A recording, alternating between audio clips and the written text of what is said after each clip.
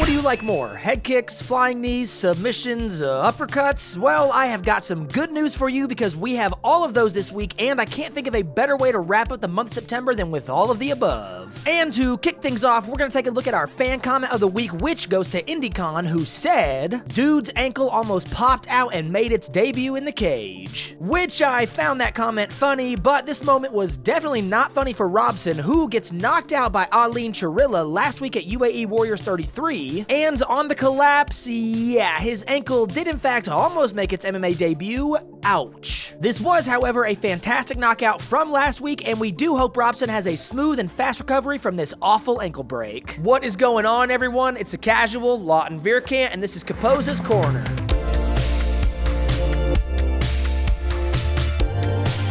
Kicking us off this week, we're heading to Elite MMA Championship 10 in Germany, where we have two fights to show you. For the first, we have a catchweight bout at 139 pounds that sees Murad Talib with an 5-5 record, and he's taking on Miljan Zdravkovic, who has a clean 3-0. So, pretty interesting matchup given their records, but all is looking well at the beginning of the fight until we get to the first minute mark. Strategie Talib verfolgt. Kassiert den harten Kick und geht zu Boden und ist direkt ausgenockt. Yeah, sent him to hell with that head kick and just about illegally hit him in the back of the head after the fact, but he does end up sneaking in one hook before the ref can get over to him to stop the fight. Definitely not a bad way to start this week off, and we all know that head kicks are my favorite, so I was very content to see this one, and Miljan does keep his record clean at 4-0 by securing this win in just a minute. For our second fight at EMC 10, yeah, let's not waste any time this week and dive straight into Caposa's prospect of the week. Here we have the main event middleweight title fight that sees current and defending champion Kerim Engizek sitting at a 17-4 record, and his challenger Wallison Enrique, well, he has a 15-11. Yeah, needless to say, this one seems a little obvious as to who's probably gonna win, but this fight actually makes it to the second round, and we just passed over the 1 minute mark, and do you think we're about to witness a major upset, or will Engizek retain his belt?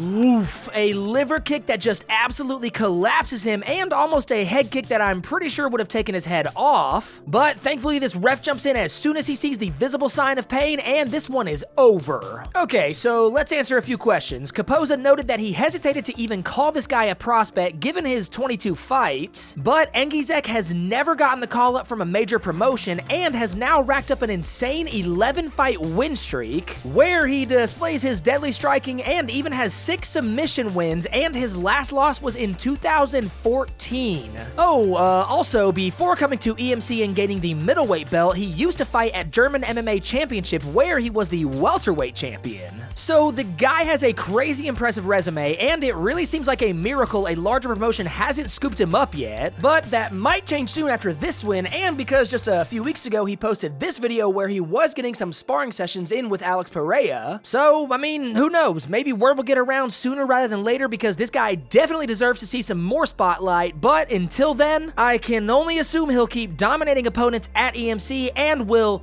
still be the EMC middleweight champion. Moving on, we're gonna head to Fight Music Show 2 in Brazil, where we have a heavyweight matchup between Alisson Vicente with an 27-21 record. That is a lot of fights, but he might want to look for a different career path. And he's taking on Eddie Van Santos, who has a 13-4 record and actually made an appearance on the Contender Series last year where he sadly lost. Okay, so another matchup that seems a bit off, and this one actually ends in honestly just a bizarre and almost comical sequence, because once we make it to the third round, Santos lands this kick and, well, yeah, he tries to play it off and then eats this left, but oh no, that's not all once the ref stands them back up. Streaming, emissoras de TV, podem contratar o Alisson Vicente aí pra próxima novela. E é fim de nocaute, cara. What in the low-budget Matrix just happened? I don't want to laugh at someone getting knocked out, but I mean, come on, between the taunting, trying to get Santos to the ground, then this 1-2 that triggers his fall, I mean, just the whole thing was pretty ridiculous. I also love how Santos just watches him fall the whole time and then just casually walks off like, yep, nothing else to do here. But that is a win for him, which improves his record to 14-4, and who knows, maybe he'll get another chance in the larger promotion again with a few more wins. Off to visit Fusion FC FFC 53 in Argentina, where we have a flyweight bout that sees Sofia Montenegro with a nice 3-0 record, and she's taking on Gisela Luna, who has just a 1-0 record. So this whole fight only lasts 10 seconds, so yeah, just take a look real quick. Acción de la buena en la jaula de la FFC en vivo desde... ¡No me digan! ¡No te creo!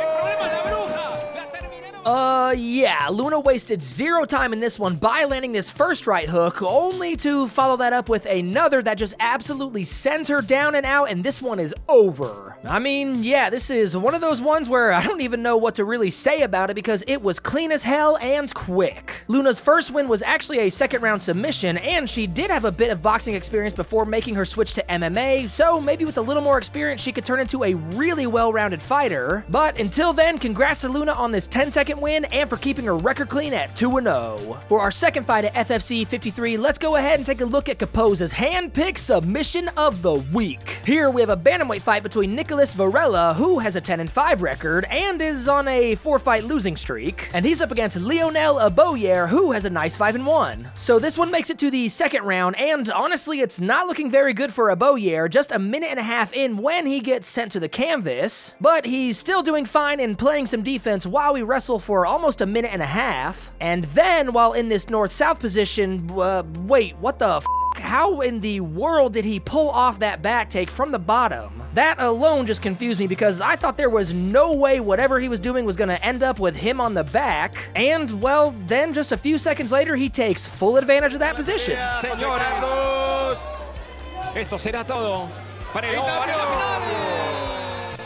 Wow, and yeah, I know a rear naked choke, not exactly a rare or insane submission to see, but like Caposa noted, the impressive part was how he secured these hooks while in the north-south position and him being on the bottom, and then yeah, somehow used that to flip all the way around to secure his back, which in the end is what opened him up for the rear naked choke that forced a tap. Really, really great ground game and composure in this one, and I am here for it, so a big congrats to Aboyer on this win and for improving his record to 11-5. Now we're going to pay a visit to our friends at Combate Global 53 in Florida, and we might as well keep going and take a look at Caposa's KO of the week. Here we have a welterweight matchup between Matthew Colhoun, who has a 7-5 record, and his opponent Ovidio Bojorquez has just a 2-1 record. Alright, first round KO, Caposa's favorite of the week, and he even said that this might just be the greatest KO in Combate history. Vamos a ver la condición física, cómo venía la preparación, nada de fútbol.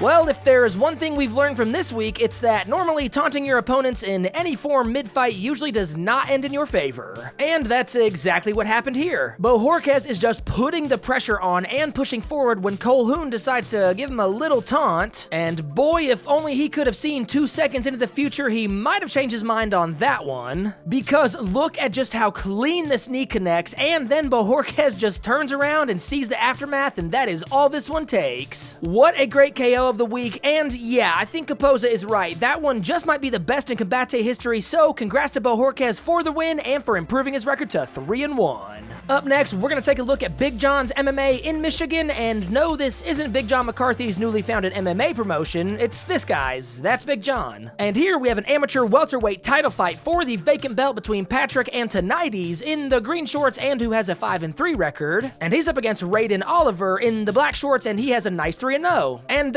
this whole fight only lasts 12 seconds, so yeah, you know the drill. Turn on those legs. I like the fast straight. Oh, and he's out! Nice left hook by Raiden.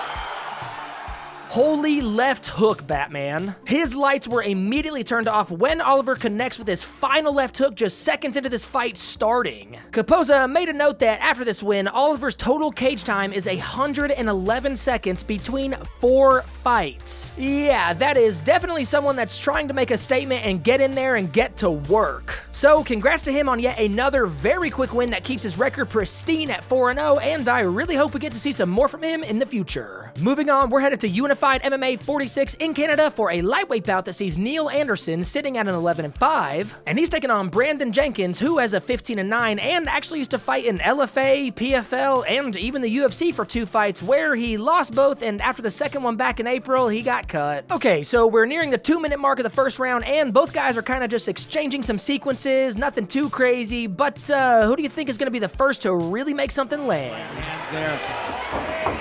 Oh, another overhand from Jenkins.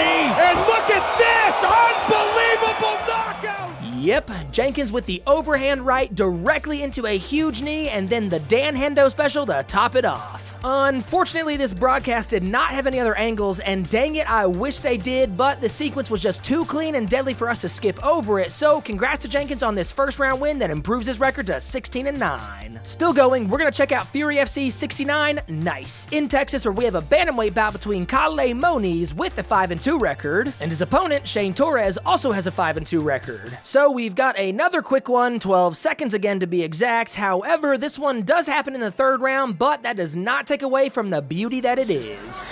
Kind of. Oh, that's it! Moniz! Wow!